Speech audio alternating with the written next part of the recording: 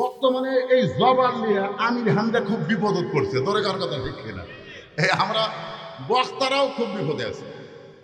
এই গেলি কয় হুজুর আপনি একটা মুরব্বী মানুষ, আমির হামজা আপনার ভাসতে হয়, আপনি একটু সংশোধন করতে পারেন না? আমি তাকে মোবাইল করে বললাম ওয়াহাফিদুল লিসান, আল্লাহ রাসূলের হাদিস। আল্লাহ রাসূল বলেছেন 5টা দলের জন্য আল্লাহর জান্নাত আশা করে আছে, তার মধ্যে একটা দল হলো যারা নিজের জবানকে সংযত করবে। ইচ্ছা অনুযায়ী জবান যখন তখন ব্যবহার করা যাবে না, কথা বলার আগে চিন্তা করা লাগবে, ভাবিয়া করিও কাজ, করিয়া ভাবিও না, এরকম করা যাবে না। ধরে কোন কথা ঠিক কিনা? তো এখন এমন কিন্তু কথা হঠাৎ মুখ দিয়ে বার করে দেয়, আরে পাগলা খালি বক্তা, এখন এমপি হচ্ছে, এতে করে নানা ধরনের শত্রুতার পিছনে আছে না নাই? এই ওয়াজটা কিন্তু আমি করছিলাম, যে ওয়াজ আমির হামজা করে ধরা খেল, এই ওয়াজটা কিন্তু আমি করছিলাম।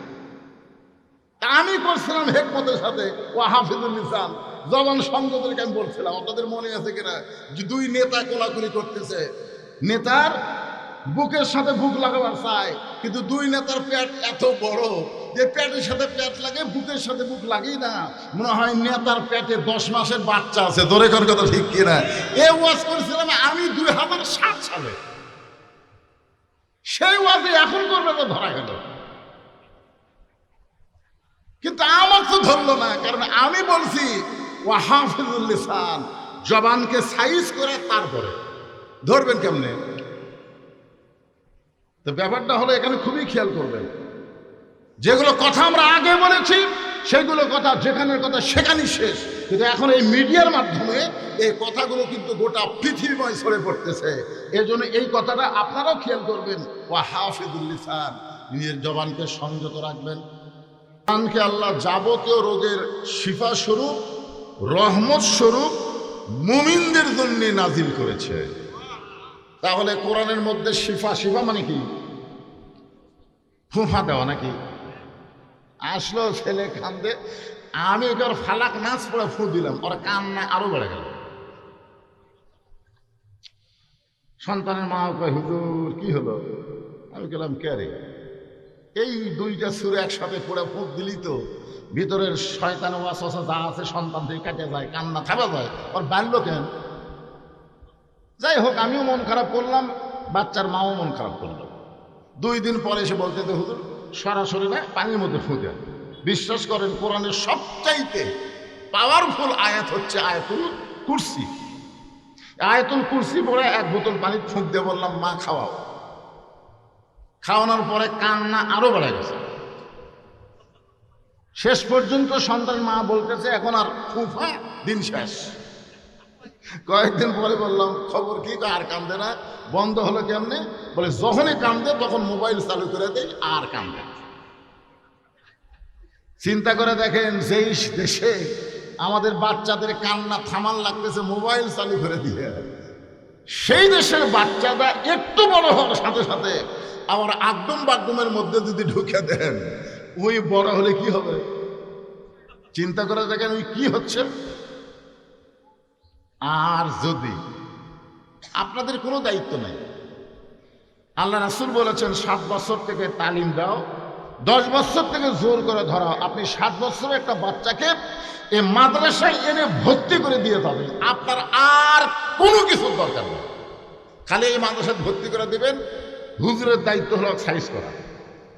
আমার একটা মাদ্রাসা আছে, এই ছোট ছোট বাচ্চাদেরকে ভর্তি করে দেয়।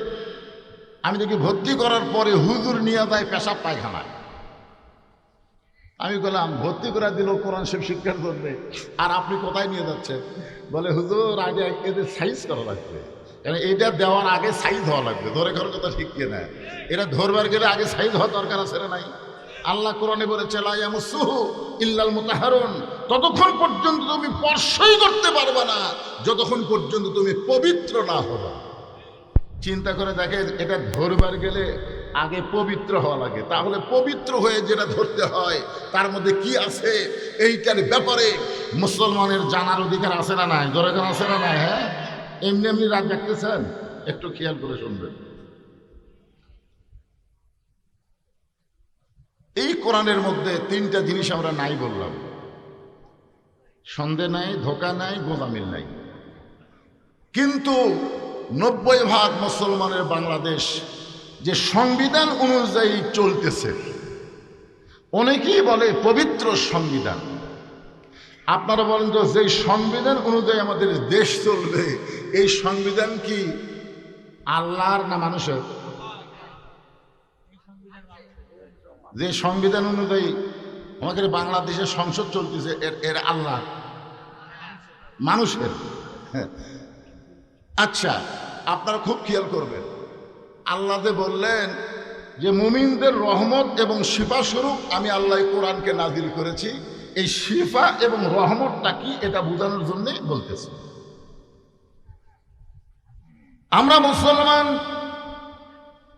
আমাদের চলার পথে আল্লাহ কোরআনে বললেন, ইন্নামাল মুমিনুনাল্লাযীনা ইযা যুকিরাল্লাহু ওয়াজিলাত কুলুবুহুম। মুমিন কারা? কারা মুমিন? মুমিনদের 1 নম্বর বৈশিষ্ট্য হলো ইজা যুকিরাল্লাহ, যখন তারা আল্লাহর জিকির করবে, এই জিকির করার কারণে ওয়াজিলাত কুলুবুহুম, তাদের অন্তরের ভিতরে কম্পন সৃষ্টি হয়ে যাবে। ধরে কেন সুবহানাল্লাহ। এই কম্পন মানে কি? এই কম্পন পৃথিবীর শ্রেষ্ঠ জায়গা। আপনাদের এই গ্রামে, আপনাদের গ্রামে একটা শ্রেষ্ঠ ঘর আছে না নাই? যে ঘরের মধ্যে এতক্ষণ আমি ছিলাম, মসজিদ। আপনাদের এই গ্রামের সবচাইতে দামি ঘর, সে ঘরের মধ্যে আমি ছিলাম। তাও 2-1 জন দেখবার দেখা গেল হুজুরের এখানেই থাকা হলো। 2-1 জন দেখবার দেখা গেল দেখে হুজুরের এই জায়গাতে থাকা হলো। আমি তো চিন্তা করে দেখলাম, এই গ্রামে যত ঘর আছে সব হলো বাইতুল ইনসান, মানুষের ঘর, আর ওইটা হলো বাইতুল্লাহ, আল্লাহর ঘর। জোরে ঘন ঠিক কিনা? মাশাআল্লাহ। আসলে কি ওটা আল্লাহর ঘর? কি মনে হয় আপনাদের? বিশ্বাস আছে? আছে? এই বিশ্বাসটা কখনো হয়, এই যে আমি যে আয়াতে কারিমা তেলাওয়াত করতেছি, যারা ব্যাখ্যা করতেছি, ইজা যুকিরাল্লাহু ওয়াজিলাত কুলুবুহুম, অন্তরের মধ্যে কম্পন সৃষ্টি হয়। সামনে কাতারে দাঁড়ায় এসপি সাহেব দেখতেছে, আর একজন মুসল্লি হলে কাতার পুরো হবে। কে দেখতেছে? এসপি। মসজিদের সামনে কাতার দাঁড়ায় এসপি দেখতেছে, আর একটা মুসল্লি হলেই কাতার পুরো হবে। একটা মুসল্লি কি নাই? তাকায় দেখে দরজার চৌকিদার খাড়া হয়ে আছে। কে খাড়া আছে? চৌকিদার। এসপি বলতেছে আয়। চৌকিদার বলে না স্যার, আপনি এসপি, আমি চৌকিদার। খুব খেয়াল করবেন, আপনি এসপি, আমি চৌকিদার। এসপি বলতেছে ওটা বাইরের কথা। দেখেন, এসপি কিন্তু স্বীকার করছে ওটা বাহিরের কথা। ভিতরের কথা হলো তুইও যা, আমিও তাই, আয়। এখন এই কোরআনের মাহফিলে যারা বসেছেন, আপনারা কি বাইরে থাকবেন না ভিতরে থাকবেন? ভিতরে থাকবেন। মশার দিনে প্রত্যেকটা মানুষ মশার ভিতরে থাকা পছন্দ করে।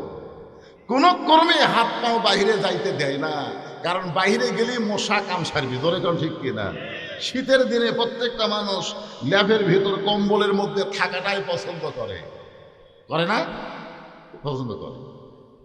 কিন্তু কত ক্ষেত্রে মানুষ পুরাপুরি ভিতরে থাকতে চায় না। তার মধ্যে একটা হলো আল্লাহর কোরআন। এই কোরআনের ভিতরে পুরাপুরি থাকবে না, মাঝে মাঝে থাকবে। অথচ আল্লাহ বলেন উদখুলু ফিস-সিলমি কাফা, ইসলামের ভিতরে পুরাপুরি তোমাদের প্রবেশ করতে হবে। বারবার এসপি যখন ডাকতেছে, চৌকিদার আসতেছে না, কারণ বর্তমান বাংলাদেশের পরিবেশ দেখে চৌকিদারের বিশ্বাস হয়ে গেছে এসপি চৌকিদার কোনোদিন এক জায়গায় থাকতে পারে, এটাই তো বিশ্বাস। তো এখন ওয়াজিলাত কুলুবুহুম, এসপির ভিতরে কম্পন সৃষ্টি হয়ে গেছে। কারণ আমি যখন ভিতরে ঢুকেছি তখন আমি তো আর স্ত্রী নাই, ওকে যখন ভিতরে ঢুকে নেব তখন ওই চকিদার থাকবে না, ও হয়ে যাবে আমার ভাই। সোনাল্লাহ কর না কেন? এরই নাম তো কম্পন হওয়া। প্রত্যেকদিন ভিক্ষা করে বাড়িতে ফকির আসে, ফকিরের বউ কয় সারা জীবন ভিক্ষা করা লাগবে, তোমার ভিক্ষা যাবে না। ফকির কয় ক্যারে এত কষ্ট করে ভিক্ষা করি তাও তোর মন ভরে না কেন? ফকিরের বউ বলে কতটুকুই পান, যেটুকু পান একদিন ভিক্ষা না করলে যেরকম তেল পায়। কয় টাকা তেল পায়? এই হুন্ডালারা কয় টাকা তেল পায়? কতটুকু আর পায়? এই যে আর কতক্ষণে ফিল্ডিং মারবে কন্ত, এই জন্য আবার লাইন দাঁড়ায়, আবার একটি পায়ে আবার। বর্তমানে এতই মোটর সাইকেল আপনাকে এই এই রাস্তার ভাই, আমার তো মাথাই নষ্ট।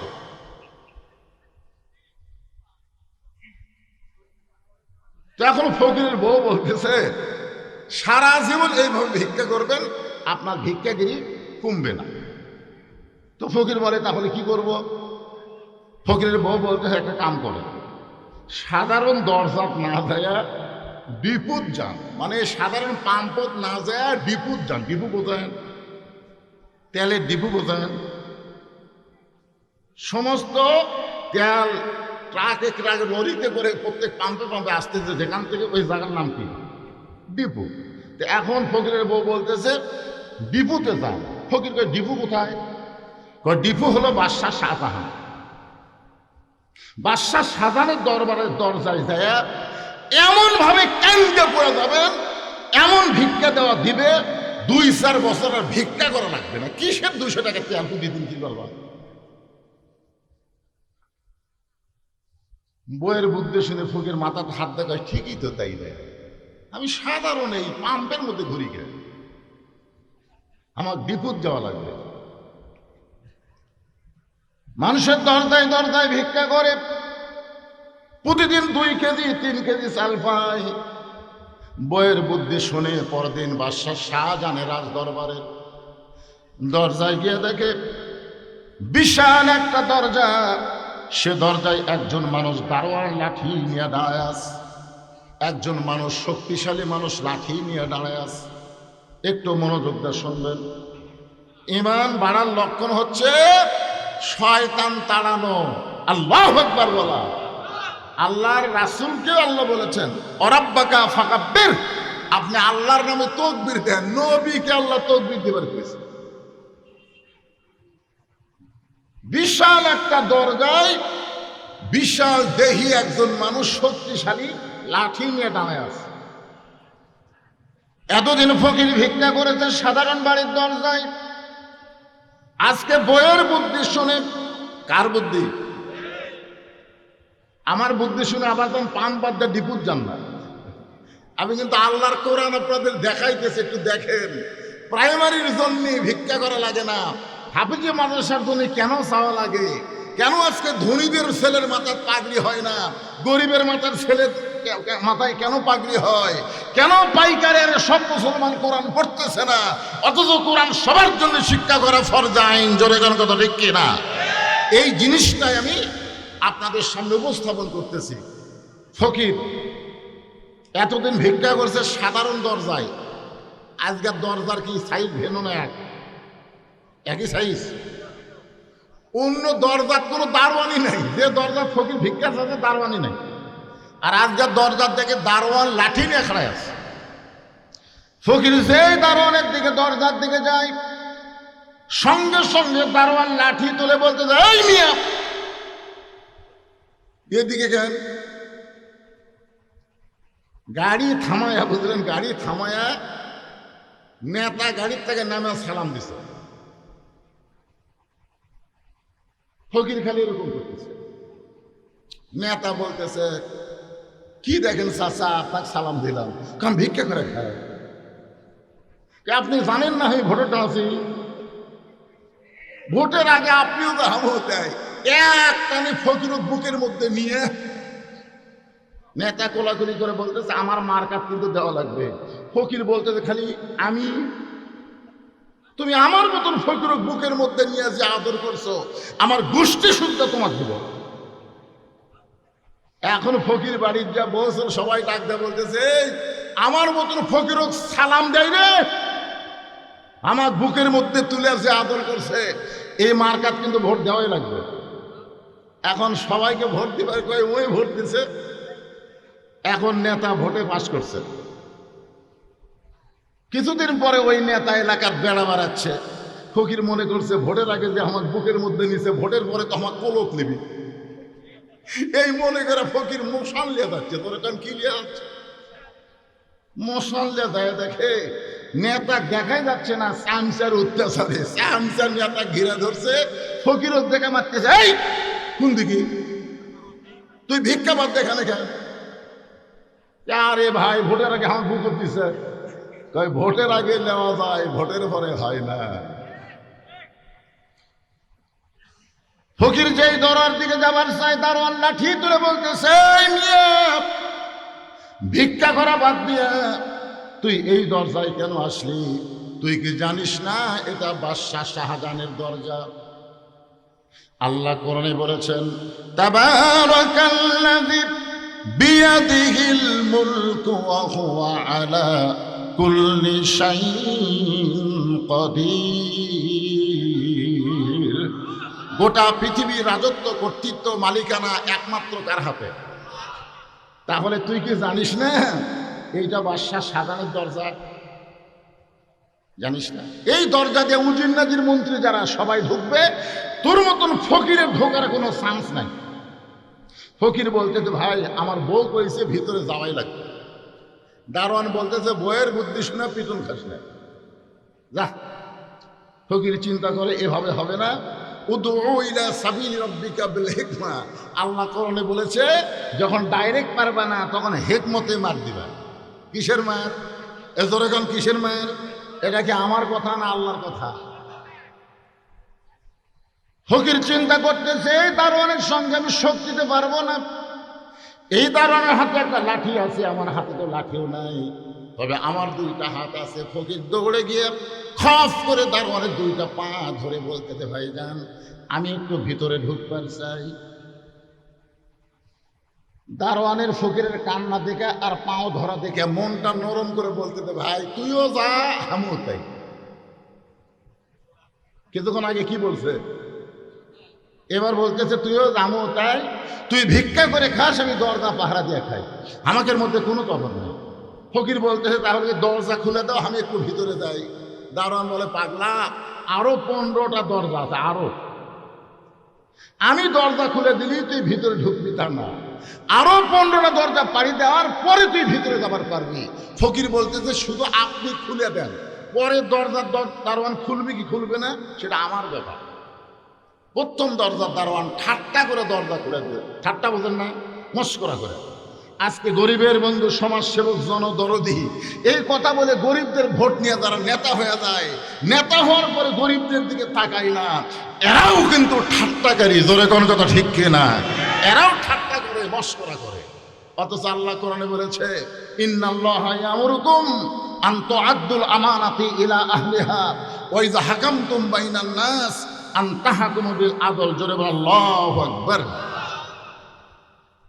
100 গজ দূরে গিয়ে আর একটা দারোয়ান লাঠি নিয়ে দাঁড়ায় আছে। কি নিয়ে দাঁড়ায় আছে? ফকিরকে দেখেই বলতেছে, ফকির ঢুকলা কেমনে? ফকির ঢুকলা কেমনে? ফকির বলতেছে, কেমনে ঢুকলাম এটা যদি জানবার চাও তাহলে প্রথম দরজার দারোয়ানের কাছে যাও। দ্বিতীয় দরজার দারোয়ানকে ফকির কি বলতেছে, আমি কেমনে ঢুকলাম এটা যদি জানবার চাও তাহলে প্রথম দরজার দারোয়ানের কাছে যাও। আমার পরিচয় শুনে কাঁপতে কাঁপতে দরজা খুলে দিছে। এখন তুমি দরজা খুলবে না দরজা বন্ধ করে রাখবে, এটা তোমার ব্যাপার। এখন দ্বিতীয় দরজার দারোয়ান চিন্তা করতেছে, কে রে, এর যদি পরিচয় না থাকতো তাহলে প্রথম দরজার দারোয়ান তো দরজা খুলতো না। ওই যখন দরজা খুলে দিছে খামাখা আমরা দরজা বন্ধ রেখে আমাদের চাকরি আমরা হেরাবার পারবো না। ইমাম গাজ্জালী রহমতুল্লাহ বলেন, এই কোরআনকে বুকে ধারণ করে, কোরআনকে তেলাওয়াত করে, ইমানের বলে বলিয়ান হয়ে এই দুনিয়াতে মৃত্যুর দরজাকে যারা ইমানের সাথে গ্রহণ করবে, কবর বলো, হাসর বলো, মিজান বলো, পুলসিরাত বলো, আর কোনো দরজায় তোমাদেরকে আটকানো হবে না। সমস্ত দরজা পাড়ি দিয়ে আটটা জান্নাতের দরজা আল্লাহ খুলে দিবে। বলেন সুবহান। আল্লাহ কোরআনে বলেন, সালামুন আলাইকুম তিবতুম ফাদখুলুহা খালিদিন।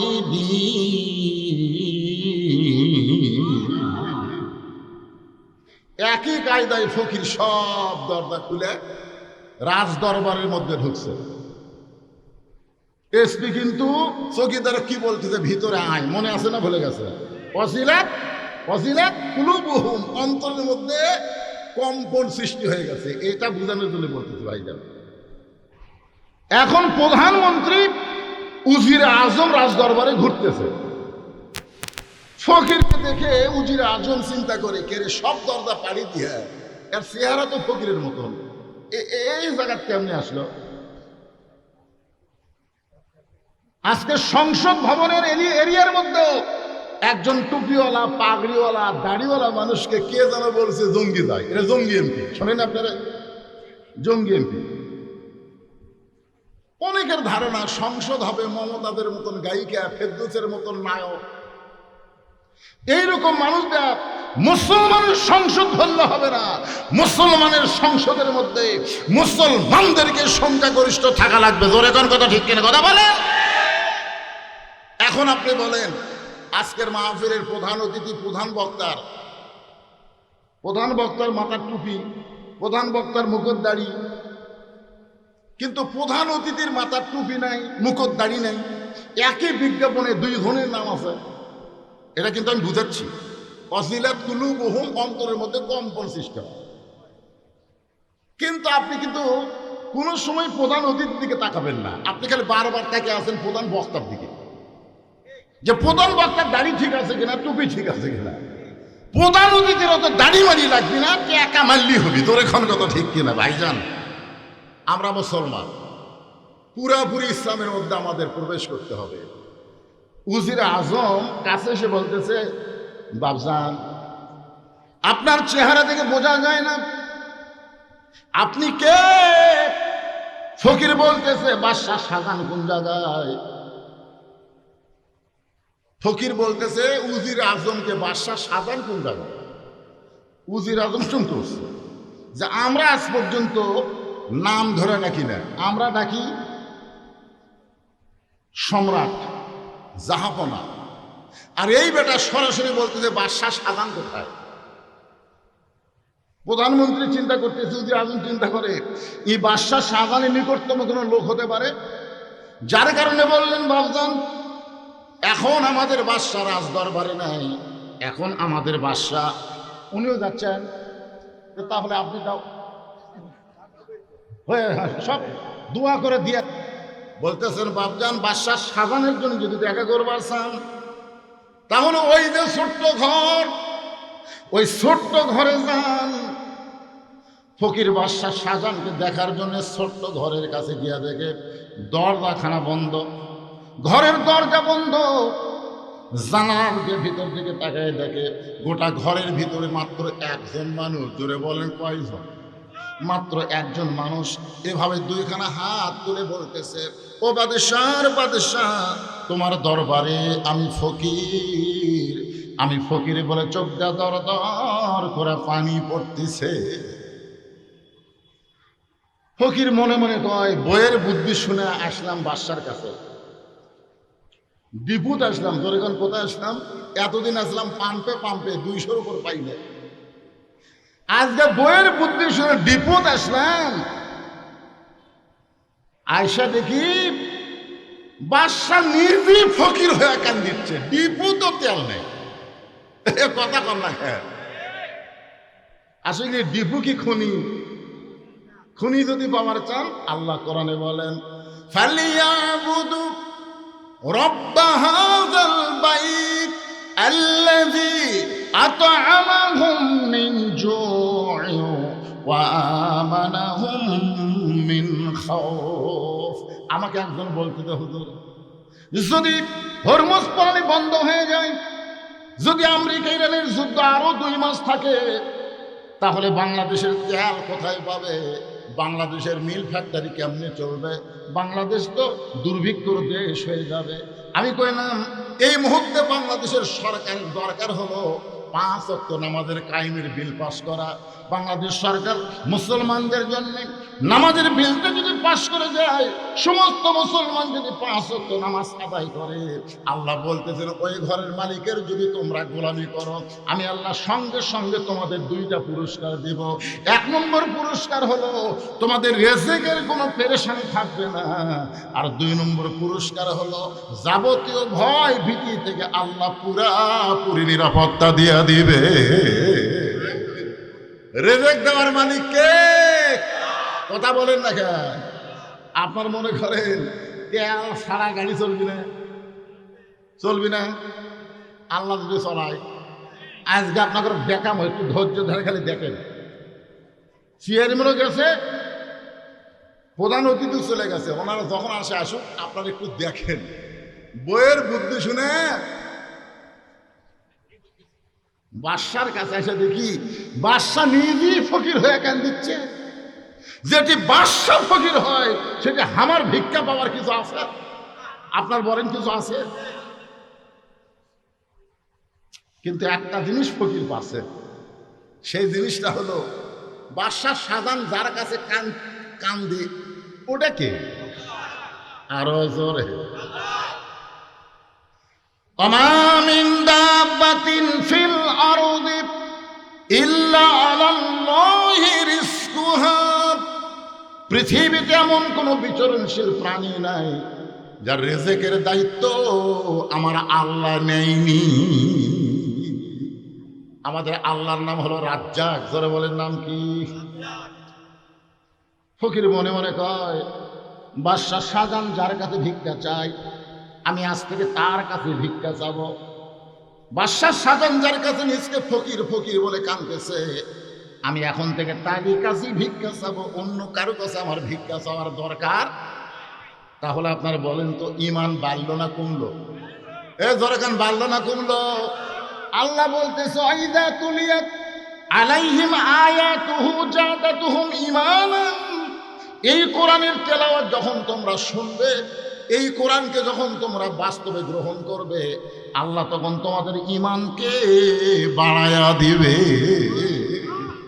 ফকির মোশান নিয়ে বার হয়ে আসতেছে। কি নিয়ে? কি মোশান? চাওয়ার জায়গা নিচে না উপরে? বাদশা শাহজাহান যার কাছে চাই, আমিও তার কাছে চাবো। মোশান বাড়িছে না কমিছে? ভিক্ষা পাচ্ছে না পাইনি? পাচ্ছে। বার হওয়ার সময় ভিতরের দারোয়ান বলতেছে, বাবাজি বাদশা শাহজাহানের সঙ্গে দেখা হচ্ছে? ফকির বলতেছে, এই দারোয়ানের বাচ্চা দারোয়ান, খালি দরজা পাহারা দিয়ে খাস, ভিতরের খবর জানিস? দারোয়ান বলতেছে, কি হয়েছে? বলে, তোরা তাকে বাদশা বাদশা বলে পূজা করতেছিস, আমি নিজের চোখে দেখলাম ফকির হয়ে কান দিচ্ছে। দারোয়ান কয়, কে রে? দারোয়ান হলো বাদশার চামচা। এখন কি এখনকার কতগুলো চামচার অত্যাচারে চামচার তা মোশান বাড়িতে ভাই।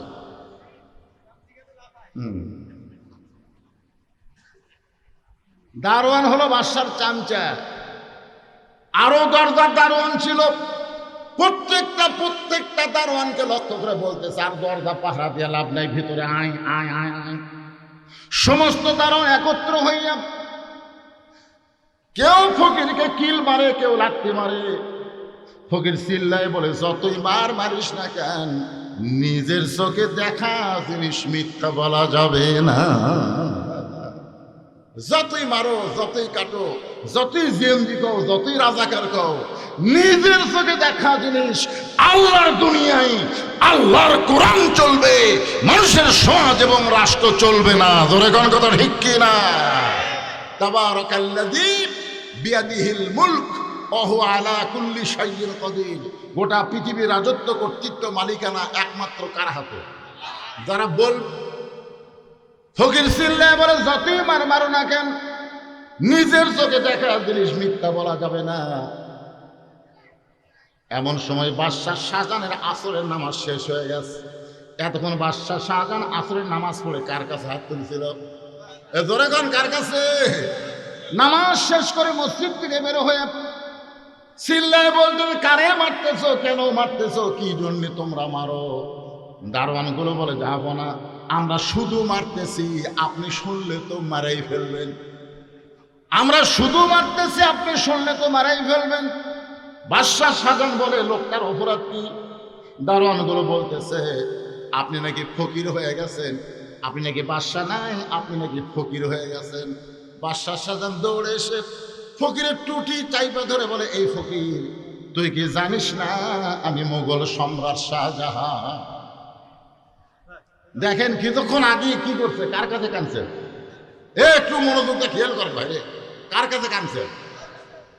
আর এখনই ফকিরের টুটি ধরা বলতেছে, তুই জানিস না, তুই জানিস না আমি মুঘল সম্রাট শাহজাহান।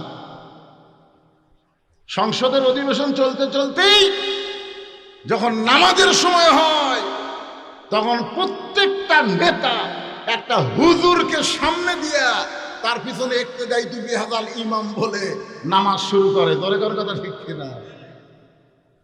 মাস গেলে হুজুরের বেতন, আবার হুজুর চাইছে ওই সংসদের এক কেরানির কাছে, স্যার মাস হয়ে গেল আমার বেতন।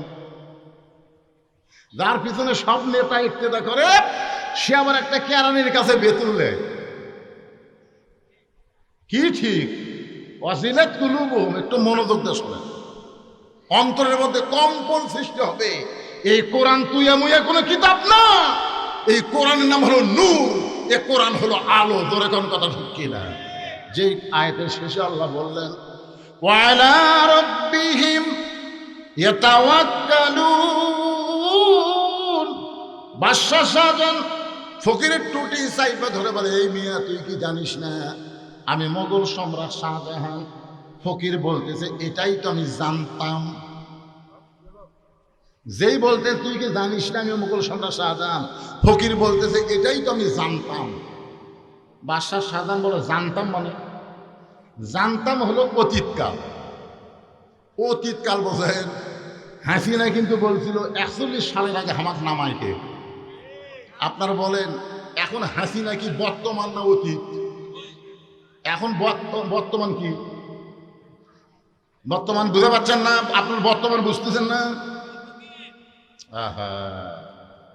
আমাদের বাংলাদেশের বর্তমান এখন, আগে আমরা দোয়া করছি ঠেলাত করে অনেক বক্তা পর্যন্ত, আমিও করছি, রব্বানা আতিনা ফিদ দুনিয়া হাসিনা, মানে হাসানার জায়গায় ভয়ের ঠেলা হাসিনা খুঁজছেন। কি করবেন?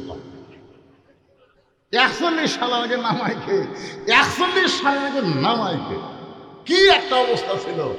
এখন অতীত কি বুঝতেছেন?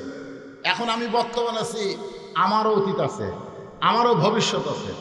আমরা অনেক মানুষই বর্তমান পাইয়া অতীতের কথা মনে রাখি না, ভবিষ্যতের চিন্তা করি না।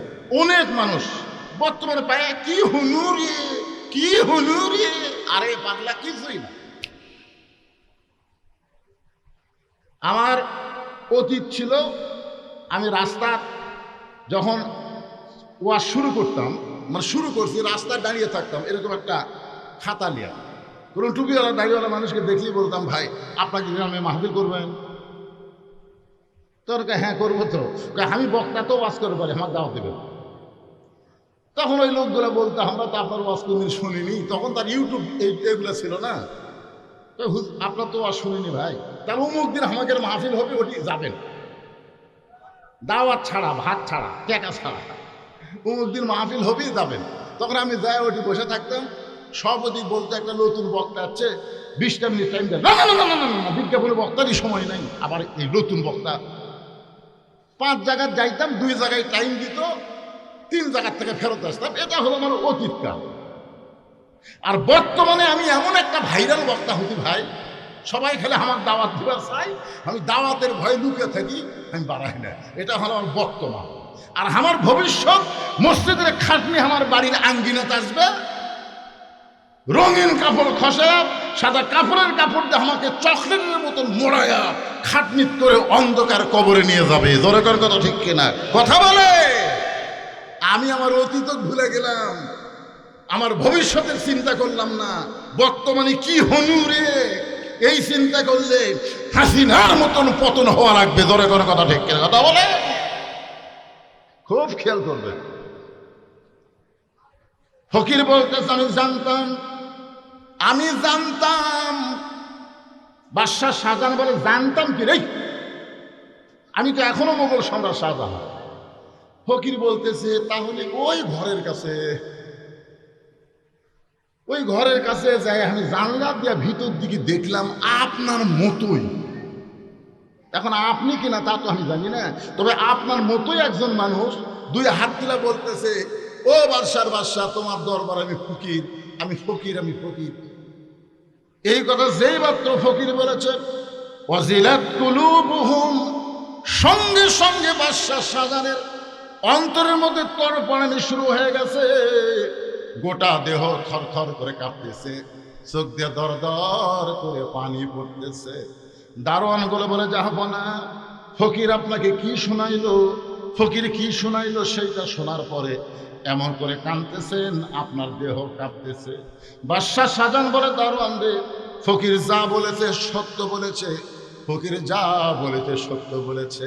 আল্লাহর ঘরে যতক্ষণ ফকির সাজি ততক্ষণ আল্লাহর ঘর থেকে বের হয়ে গেলে আমরা আর ফকির থাকি না। তুমি এসপি মসজিদের মধ্যে চৌকিদারকে ডাকবা, কিন্তু মসজিদের বাহিরে চৌকিদারকে তুমি গুরুত্ব দিবা না। এর নাম ইসলাম না, এর নাম মুসলমান না।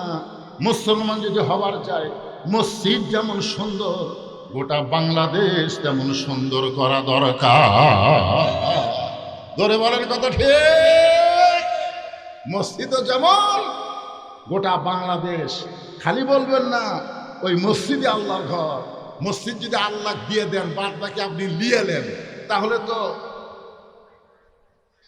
কি আঙ্গুল দিয়ে দেখায় হুজুর এদিকে যা দেখতেছেন সব, পিছন দিকে যা দেখতেছেন সব, এই সাইডে সব আমাদের এলাকার পাওয়া দেওয়ার জায়গা কারণে যে সবই যদি তোমাকে হয় আল্লাহ, আল্লাহটা দেখবার গেলে 2 মিনিট হাঁটা লাগবে। মসজিদের সামনে গিয়ে বলতেছে এই যে দেখতেছেন হুজুর এখানেও আল্লাহর কিছু ছিল না, আমার চাচা 10 শতক আল্লাহ দান করছে। দেখছেন কথার সাইজ? আমরা টাকা পয়সাতে আল্লাহ ঘর বানা দিছি। ফেরেশতারা বলতেছে আল্লাহ দেশের নাম কি? আমরা সেই দেশে থাকবো না, আমরা থাকবো মুসলমানের কোরআনের দেশে। জোরে কোন কথা ঠিক কি না? আল কোরআনের আলো, কোরআন হাদিস যেখানে। আর হচ্ছে না, 12 তারিখের আগে ভালোই হচ্ছিল, ফেব্রুয়ারির 12 তারিখের আগে মনে করতেছিল, এখন মনে করতেছে আর হবে না। পাগলারা, উহুদের যুদ্ধে মুসলমানের পরাজয় হয়েছে, তারপরে আর মুসলমানের কোনো পরাজয় হয়নি। সুবহানাল্লাহ কোন না? হ্যাঁ, পরাজয়ের মধ্যে শিক্ষা আছে না নাই? এজন্য কেন শিক্ষা আছে না নাই? আজকে আল্লাহর কোরআনের মাহফিলে এসেছি, একটু মনোযোগ দিয়ে কথাগুলো শুনবেন। আমি কেন বলতেছিলাম যে আজকে গরিবের সন্তানরা কোরআনের হাফেজ হবে, ধনীদের সন্তানরা হবে না কেন? আজকে সংসদে যারা এমপি আছে তাদের সন্তানগুলো যদি হাফেজে মাদ্রাসায় পড়তো, তাহলে শিক্ষামন্ত্রী বাজেট চাওয়ার সময় খালি জেনারেল শিক্ষার বাজেট চাইতো না, আল্লাহর কোরআনের শিক্ষার বাজেট চাইতো। ধরে কোন ঠিক কিনা? হাদিসটা হলো ইন্নাল জান্নাতা তুশতাকু ইলা খামসাতি নাফারিন, নিশ্চয় 5টা দলের জন্য আল্লাহর জান্নাত আশা করে আছে। জোরে বলেন কয় দল? আমার কথা কি আপনারা শুনবার পাচ্ছেন? তাহলে হোহা করতেছেন কে, রাগ করছেন? কয় দল? মাইকালা ভাই দেখো তো, তুমি চারদিকে ঘুরে দেখো তো সাউন্ডটা ঠিক আছে কিনা, কারণ আমার মা বোনদের জন্য কিছু ওয়াজ করাই লাগবে, তাছাড়া তোর মন খারাপ করবে। তো ওদের কাছে সাউন্ডটা ঠিক মতো যাচ্ছে কিনা একটু খেয়াল করো। 5টা দলের জন্য আল্লাহর জান্নাত আশা করে আছে। কয় দল? তার মধ্যে 1 নম্বর হলো তালিয়াল কোরআন, তাহলে 1 নম্বর হলো কোরআনের দল। 2 নম্বর হলো হাফিজুল লিসান, নানা নিজের জবানকে সংযত করবে। এরপরে বলতেছে মুতাইমুল জাইয়ান। 3 নম্বর দল হলো ক্ষুধার থেকে অন্ন দান করা লাগবে। আপনারা বলেন তো, বর্তমানে এই হুমায়ুন রেজা যে মাদ্রাসা, এই মাদ্রাসা কিন্তু একটা ক্ষুধার্ত মাদ্রাসা। এই মাদ্রাসায় সরকারি কোনো অনুদান নাই, শিক্ষকদের সরকারের তরফ থেকে কোনো বেতন নাই। এই ক্ষুধার্তের কথা বলতে গিয়ে আমার একটা হাদিসের কথা মনে পড়ল, একটু মনোযোগ দিবেন। রবি ইবনে সুলাইমান লোকটার নাম। রবি ইবনে সুলাইমান, ওরা 10 জন বন্ধু মিলে হজে যাবে। 10 জন বন্ধু মিলে হজে যাবে। হজে যাওয়ার আগে এই কিছুদিন পর থেকে আমাদের বাংলাদেশের মুসলমানরা হজ করা শুরু করবে। কিন্তু এইভাবে এই যে যুদ্ধ শুরু হয়েছে, বর্তমানে কিন্তু ইরান পাগলা হয়ে আছে, যেখানে সেখানে মারতেছে। ধরে এখন ঠিক কিনা? কয়েকদিন আগে সৌদি আরবেও মারছে, জানেন, কাতারে মারছে, দুবাই মারছে। তো এইভাবে যদি যেখানে সেখানে বোম মারা শুরু করে দেয়, ক্ষেপণাস্ত্র মারা শুরু করে, তখন হয়তো হজে যাওয়া আমাদের খুব কষ্ট হবে না ভাইজান? এই যে আমার জামাই আগামী 21 তারিখে, এই মাসের 21 তারিখে হজে যাবে। আর আমার বড় ভাই, আমার আপন বড় ভাই, সে যাবে 19 তারিখে। তো এখন আমার কাছে এসে বলতে যে ভাই, আমরা যে বিপদে পড়লাম, এই আমেরিকা যদি না থামে আর ইরান যদি না থামে, তাহলে যে কি হবে? কেবল গ্যাসের দাম বাড়িছে, তেলের দাম যদি বাড়ে, বিমানের ভাড়া কেবল ডবল হবে। হজ কি হবি না বাতিল হবি? একটু দোয়া করার দরকার আছে না নাই? দরকার আছে না নাই? তো ওরা এরকম 9-10 জন বন্ধু মানুষের কাছে হজে দেওয়া, লম্বা সফর, তো দোয়া চাচ্ছে। তার মধ্যে একজন হলো রবি ইবনে সুলাইমান। অনেক দূর এক আত্মীয়ের কাছ থেকে দোয়া চায় নিজের বাড়ির দিকে ফিরতেছে, রাত হয়ে গেছে। তখন তার এরকম যানবাহন ছিল না। হঠাৎ রাস্তার পাশে লক্ষ্য করে দেখে একটা মহিলা মরা গাদার গা থেকে গোস্ত কাটতেছে আর টুপলা বানতেছে। রবি ইবনে সুলাইমান চমকে গেল। গাধা খাওয়া মুসলমানের জন্য হারাম, আর মরা গাধার গা থেকে গোস্ত করে টোপলা বানতেছে। এই মহিলা হয়তো একটা হোটেলের সাথে যোগাযোগ করে এই খারাপ জিনিস, হারাম জিনিস সাপ্লাই দেয়। কিছুক্ষণ পরে গোস্ত যখন টোপলা হয়ে গেছে, রবি ইবনে সুলাইমান ওই মেয়েটার পিছনে পিছনে রওনা দেয়। দেখি মেয়েটা কোথায় যায়। ওই মহিলা একটা বাড়ির মধ্যে ঢোকার সঙ্গে সঙ্গে 2টা যুবতী মেয়ে মা মা বলে কাঁদতেছে। মা বলতেছে, আরে কান্দা লাগবে না, আল্লাহ তোমাদের জন্য রিজিকের ব্যবস্থা করছে। এই গোস্তের টোপলাটা মেয়ে 2টার হাতে দিয়ে বলতেছে, এই গোস্ত সিদ্ধ করে খাও আর আল্লাহর শুকরিয়া আদায় করো। রবি ইবনে সুলাইমান চমকে গেল। গাদা খাওয়া হারাম, আর মরা গাদার গা থেকে গোস্ত করে টোপলা বানছে, তাও বলতে সিদ্ধ করে খাও, আল্লাহর শুকরিয়া আদায় করো। চিৎকার দিয়ে বললেন, মা তুমি কেমন মহিলা? তোমার মেয়েদেরকে তুমি হারাম গোস্ত সিদ্ধ করে খাবার খাও। আমি নিজের চোখে দেখলাম মরা গাদার গাতে গোস্ত করে তুমি টোপলা করে নিয়ে আসলা, আর সেই গোস্ত তোমার মেয়েদের খাবার খাও। মেয়েটা বলে, পথিক রে, আমার বাড়িতে আজকে কয়েকদিন হলে খাবার নাই। আমার 2টা মেয়ে ক্ষুধার জ্বালায় যখন কান্দে, আমার মেয়ে 2টাও যুবতী, আমি একজন নারী, দিনের বেলায় খাবার জোগাড় করতে পারি নাই। এখন রাতের অন্ধকারে মা হইয়া রাস্তায় বের হয়েছে। হারাম না হালাল, জীবিত না মৃত, এইটা দেখার মতন সুযোগ আমাদের নেই। আমরা সিদ্ধ করে খেয়ে নিজের জীবন বাঁচাবার চাই। রবি ইবনে সুলাইমান বললেন, মা তোমার মেয়েদেরকে মরা গাদার গোস্ত খাইতে দিও না। আমি এবার হজে যাবার চাইছিলাম, আমি আর হজে যাব না, আমার হজের সব সম্পদ তোমাদেরকে দান করে দিব। তিনি এক দৌড়ে বাড়িতে আসলেন। বাড়িতে আসার পরে হজের যত সম্পদ, খাদ্য সব মাথায় করে নিয়ে যায় ওই মা আর মেয়ে 2টাকে দিয়ে দিলেন। মেয়ে 2টার মা মিলে আল্লাহর কাছে দোয়া করতেছে, আল্লাহ তোমার এই বান্দা এবার মক্কা মদিনায় যাওয়ার নিয়ত করছিল, কিন্তু আমাদের এই অসহায় অবস্থা দেখে সমস্ত সম্পদ আমাদেরকে দান করে দিল। আমরা মা আর মেয়েরা মিলে দোয়া করি, আল্লাহ মক্কা মদিনা তুমি এই মানুষটার বাড়িতে হাজির করে দিও। সুবহানাল্লাহ বলেন। আপনার মনে করতেছে এটা একটা কথা হলো, মক্কা মদিনা কোন মানুষের বাড়িতে হাজির হয়? আরে মক্কা মদিনা না, আমল ভালো থাকলে স্বয়ং নবী পর্যন্ত আপনার ঘরে হাজির হবে। দরকার কথা ঠিক কিনা? স্বয়ং আল্লাহ নবী চলে আসবে। বিশ্বাসে মিলাই বস্তু তর্কে বহুদূর, বিশ্বাস করে। আমরা দোয়া করার দরকার, দোয়া করে দিলাম, কবুল করার মালিককে। রবি ইবনে সুলাইমান চলে গেল। নির্দিষ্ট সময়ে 9টা বন্ধু এসে বলতে, চলো ভাই হজে যাই। রবি ইবনে সুলাইমান বললেন, এবার তোমরা যাও, আমি যাব না। বলে তুমি না হজে যাবা, বহু লোকের কাছ থেকে দোয়া চাইলে। বলে চাইছি ভাই, এখন যাওয়ার সামর্থ্য নেই, যাও তোমরা যাও। 9টা বন্ধু মন খারাপ করে চলে গেল। হজ শেষ করে 9 জন বন্ধু তাদের নিজেদের বাড়িতে না যায় রবি ইবনে সুলাইমানের বাড়ির দরজা ঠাই। এই 9 জনের মধ্যে একজনের মাথাতে আবার একটা টোপলা আছে। ধরে যার মাথা কি আছে, এই টোপলাওয়ালা দরজার ডাকতে দেয়, রবি ইবনে সুলাইমান দরজা খোল। রবি ইবনে সুলাইমান চোখ করছে, কে রে? পরিচিত কণ্ঠ মনে হয়। দরজা খুলে দেখে 9টা হাজি দরজার ডালে আছে। ধরে করে সুবহানাল্লাহ। আল্লাহ রাসূল বলেছেন, গরিবেরা মনে কষ্ট নিও না, তোমার এলাকার কোন হাজি সাহেব যখন হজ করে ফিরে আসবে, তুমি দৌড়ে গিয়ে তার চেহারার দিকে মহব্বতের নজর দিয়ে একবার তুমি কলিজায় মহব্বত আনতে পারো, ও কাবা মদিনা দেখে যে সওয়াব পাইছে, ও হাজি সাহেবের চেহারা দেখলে আল্লাহ সেই সওয়াব তোমাকে দান করে দিবে। হাজি সাহেবের সঙ্গে বন্ধুত্ব রাখবে না শত্রুতা? অনেকে বলে হাজি মানে পাজি, হাজি মানে পাজি। রবি ইবনে সুলাইমান লক্ষ্য করে দেখে 9টা হাজি। বলে ভাইজান, তোমরা হজ করে কখন আসলে? ভাই তোমরা 9 জন আমার বাড়ির দরজায়, যার মাথার টোপলা আছে রাগ করে বলে, এই মিথ্যাবাদী মুনাফিক। রবি ইবনে সুলাইমান বলতে, তোমরা হজ করে কখন আসলে ভাই? আর টোপলা বলে, এই মিথ্যাবাদী মুনাফিক, হজের আগে তোর কাছে যাচ্ছিলাম না? বলে হ্যাঁ। তুই না কইলি এবার হজে যাবো না? এই টোপলা কার? এই টোপলা কার? আল্লাহর ঘর তাওয়াফ করতেছিলি, আমি তোর কাছে গেলাম, তুই আমার টোপলা দিয়ে আল্লাহর ঘর তাওয়াফ করা শুরু করলি, আমরা তোর পিছনে পিছনে আল্লাহর ঘর তাওয়াফ করলাম, তোকে আর মাথাপি পেলাম না, চলে গেলাম আল্লাহ আমরা সাফা মারোয়া সাই করতে গিয়ে দিয়ে তুই আমাদের সামনে দৌড়াদৌড়ি করতেছিস। তোর টোপলা মাথায় নিয়ে তোর পিছনে সাফা মারোয়া সাই করলাম।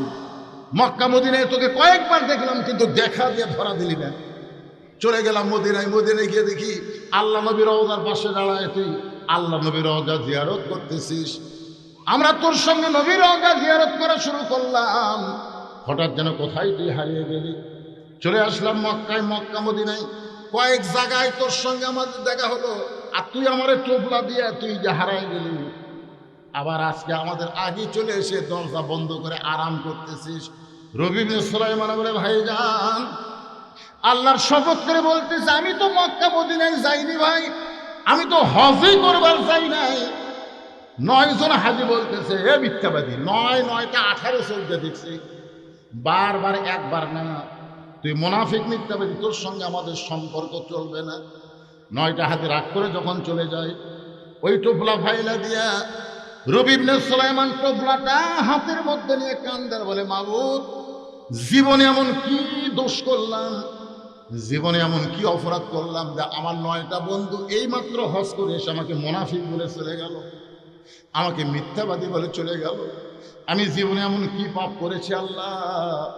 এই বলে কাঁদতে কাঁদতে রবি ইবনে সুলাইমান যখন বেহুশ হয়ে পড়ে যায়, ওই বেহুশ অবস্থায় দেখতে পায় আল্লাহর নবী তার শিওরের পাশে দাঁড়ায় আছে। লিল্লাহি আকবার। মান রাআনি হাক্কান ওয়াজাবাত লাহু শাফাআতি ইয়াউমাল কিয়ামা। আল্লাহ রাসূল বলেছেন, কেউ যদি আমাকে দেখে বিশ্বাস করো সে আমাকে সত্যই দেখেছে। আপনি স্বপ্নেই যদি দেখেন তাহলে আপনি বিশ্বাস করবেন কি সত্য দেখেছে। আল্লাহ রাসূলের চেহারা কেউ ধারণ করতে পারে না। আল্লাহর নবীকে রবি ইবনে সুলাইমান দেখতেছেন, নবী তার শিওরের পাশে দাঁড়ায় আছে। আল্লাহ রাসূলকে দেখে রবি ইবনে সুলাইমান বলে, ইয়া রাসূলুল্লাহ, আপনি যখন আমার ঘরের মধ্যে, আমি জীবনে এমন কি পাপ করলাম যে পাপ করার কারণে আমার 9টা বন্ধু আমাকে মিথ্যাবাদী মুনাফিক বলে এই টোপলাখানা দিয়ে চলে গেল। এসে কিসের টোপলা ইয়া রাসূলুল্লাহ? আল্লাহ রাসূল কোরআন থেকে একটা আয়াত তেলাওয়াত করলেন, ওমা তুনফিকু মিন শাইইন ফি সাবিলিল্লাহি ইউওয়াফা ইলাইকুম ওয়া আনতুম লা তুসলামুন। রে রবি ইবনে সুলাইমান, তোমার 9টা বন্ধু মিথ্যা বলে নাই, কারণ তুমি গরিব অসহায়কে দান করার কারণে, অমুতাইমুল জাইয়ান ওই ক্ষুধার্তকে অন্ন দান করার কারণে আল্লাহ তোমার প্রতি এত খুশি হয়েছে, একটা ফেরেশতাকে তোমার চেহারায় তোমার নামে এবার আল্লাহ হজ করায় আনিছে। তোমার চেহারায় ওই ফেরেশতা শুধু হজ করে নাই, রাসূলের আমার রওজাও জিয়ারত করছে। রবীন্দ্র সুলাইমান বলে, হুজুর আপনার কথা তো আমার 100% বিশ্বাস হয়েছে, কিন্তু এটা কিসের টোপলা? এ টোপলা যে ফেলে দিয়ে চলে গেল। তখন নবী কোরআন থেকে একটা আয়াত তেলাওয়াত করলেন, ওমা তুনফিকু মিন শাইইন ফি সাবিলিল্লাহি ইউফা ইলাইকুম ওয়া আনতুম লা তুজলামুন। মায়েরা, আপনারা যারা বসে আছেন পর্দার অন্তরালে, আপনারা চিন্তা করতেছেন হুজুর কি ওয়াজ করবেন। আমি এলাকায় এসেই শুনলাম আপনাদের এই এলাকায় নাকি মেয়ে মানুষের মাথার চুল বেচা কিনা হয়। হয় মরদ মানুষ এই কথা কেমনে কয়? যার বইয়ের মাথার চুল বেচা হচ্ছে, আপনারা বলেন যে স্বামীর বউ অর্থাৎ যেই পুরুষের বউ মাথার চুল বেচতেছে, আপনার বউ যদি মরে যায় তা আপনি কয় কাপড় দিবেন? মানে আপনি বেঁচে থাকতে আপনি বউ মরে গেল, আপনার বউ আপনি কয় কাপড় দিবেন? ভাই সত্যি কথা রাখুন তো, কয়টা দিবেন? কথা কয় না। আপনার বোঝেন না মেয়ে মানুষ মরে গেলে কয় কাপড় দেওয়া লাগে? তো 5টা কাপড় কোন জায়গায় বাঁধে? 3টা কাপড় পুরুষের মতোই, পুরুষ যেরকম 3 কাপড়, মেয়েদেরও 3 কাপড়, কিন্তু 2টা কাপড় 2টা জায়গায় বেশি বাঁধা লাগে, সেটা পুরুষের নাই। একটা হলো সিনা বান, একটা হলো মাথা বান। এখন বলেন যে মেয়ে মানুষ জীবিত অবস্থায় মাথার চুলি বেঁচে খায়, মরার পরে তার মাথা বান্ধা লাভ হবে? আমি আমার মা বোনদের জন্য বলি, মা যা করছেন করছেন, আর করবেন না। কারণ মেয়ে মানুষের মাথার চুল লাড়া ছাড়া শুধু একজন পুরুষ মানুষ দেখতে পারবে। এরকম চুল লাড়া ছাড়া শুধু একজন পুরুষ, সেই পুরুষ হলো তার স্বামী। এমনকি মেয়ে যদি বড় হয়, বড় মেয়ের মাথার চুল বাবাও লাড়তে পারবে না। মেয়ে যদি বড় হয়, ভাইও বোনের চুল লাড়তে পারবে না। হুন্না লিবাসুল্লাকুম ওয়া আনতুম লিবাসুল্লাহুন্না, কোরআনের এই আয়াত অনুযায়ী শুধু স্বামী বইয়ের মাথার চুল লাড়া ছাড়া দেখতে পারবে। তাহলে যারা মাথার চুল কিনতেছে সে সকল পুরুষ মানুষ কি লাড়া ছাড়া কিনতেছে না? কথা কয় না। এরকম চুল নিয়ে বলতেছে ভাবি হতে হলো না ভাবি, আর সামান্য হলেই 200 টাকা হতো। তখন ঘরের মধ্যে যা মুড়া চিরুনি দিয়ে চুল হাসলে আবার দেখেন তো ভাই হইতো না, আবার লাড়া ছাড়া। তাই মা বোনদের বলবো, মা আপনাকে আমল তো খুব বেশি না। রাসূল বলেছেন মেয়েদের জন্য জান্নাতে যাওয়া খুবই সহজ, আবার মেয়েদের জন্য জান্নাত পাওয়া খুবই কঠিন। জাহান্নামের মধ্যে আমি মেয়েদেরকে মেরাজের রজনীতে বেশি দেখছি। মা ফাতেমা তো সেই কান্না, বাবা মেয়েদেরকে আপনি জাহান্নামে বেশি দেখলেন, কারণ কি? বলে মা আসলে মেয়েদের জান্নাতে যাওয়া কোনো ব্যাপারই না, মাত্র 4টা আমল করা লাগবে। ধরে বলেন কয়টা? 1 নম্বর আমল হলো 5 ওয়াক্ত নামাজ পড়বে মায়েরা, রমজানের রোজা করবে, স্বামীর কথা মতো চলবেন, আর সতীত্বের হেফাজত পর্দা করবেন। এই 4টা আমল যদি করতে পারেন, 8টা জান্নাতের দরজা আল্লাহ খুলে দিবে। যে কোনো দরজা দিয়া ফাতেমার সঙ্গে আল্লাহ তাদের জান্নাত দিয়া দিবে। আমার মায়েরা, আমলটা আপনারা করবেন। এখন টোপলার মধ্যে কি আছে? আল্লাহ রাসূল কিন্তু টোপলার ভিতরের খবর দেয়নি, শুধু কোরআনের আয়াত তেলাওয়াত করছে। আমি আপনাদের বলছি মাত্র 30টা কোরআন, তার মধ্যে 2টা হয়ে গেছে। 28 জন আল্লাহর বান্দা নাই। এই আজকের মাহফিলে সভাপতি সাহেব, আপনি 20টা করে সিদ্ধান্ত দিকে দেওয়া যাবে না? হ্যাঁ, সবই দিছে। এটা কখন দেয়?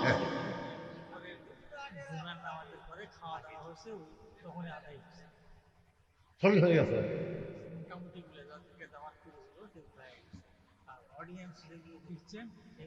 তো গামছা দিলই না, কারেন্ট আলো, কেবল কারেন্ট আলো ভটভটি বন্ধ।